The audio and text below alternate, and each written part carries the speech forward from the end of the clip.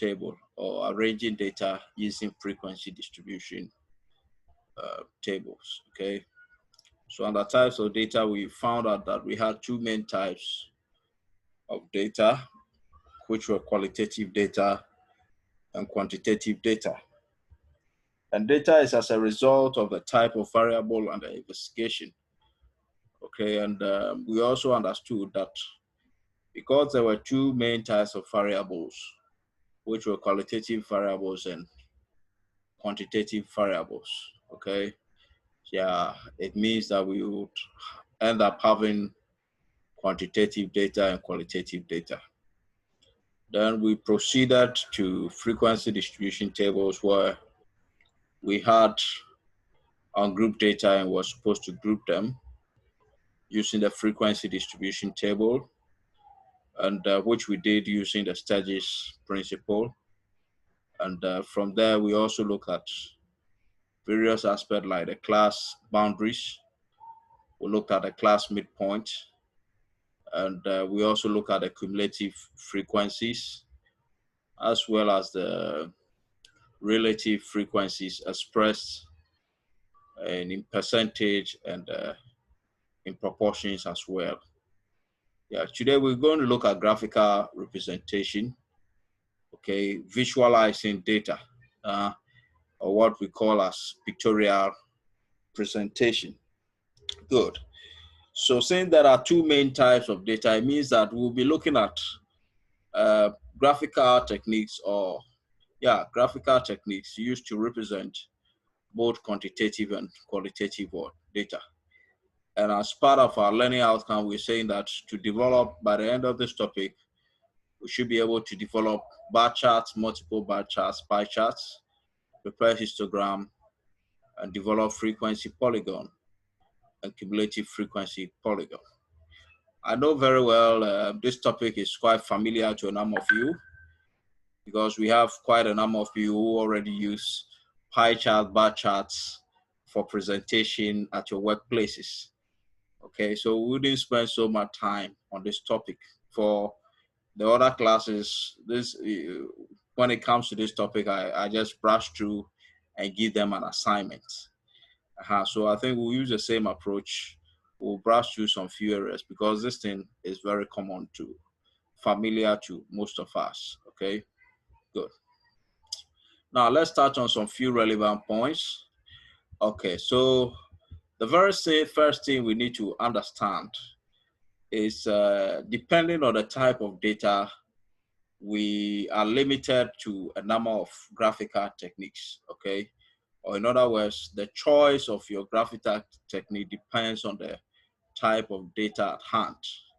So if we have qualitative or what we refer to as categorical data, then we are dealing with, you can apply bar charts and pie charts.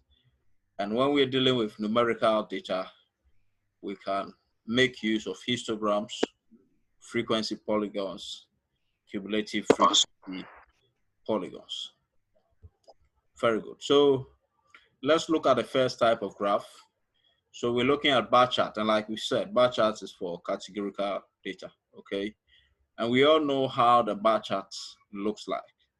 So there are steps here, the steps you have to take in plotting a bar chart, but I guess we all know how a bar chart should look like. You should make sure you label your horizontal as this, your vertical as this, okay? Label the top of your bar with the actual frequency and provide a suitable title, okay? So we'll take an example to understand this better. So there is a data here which talks about the frequency distribution of students by ethnicity in a school or in school J. Okay, so we have a number ethnic background. We have Malaysians, Chinese, Indians, others. And then we have the frequency also provided. And we have to plot a bar chart. So like we said, the y-axis is going to be the frequency. The x-axis is going to be your ethnicity, okay, the variable under consideration. Okay, so this is how it's going to look like. And then you always make sure that your bars The bars will represent, this is the frequency. So your bars will represent the frequency, okay? So for the first frequency, which is 245 for Malaysia, right? For Malaysia, you just plot your bar till you get to a frequency of 245. Make sure the intervals you use for each bar is consistent, okay?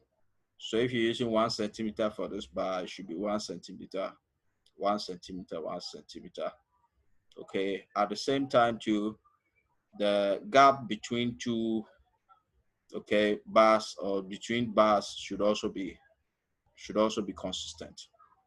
Now, key things you need to watch out for when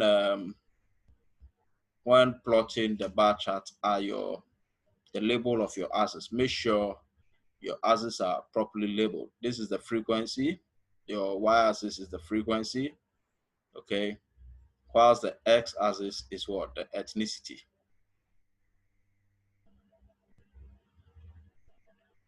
Okay.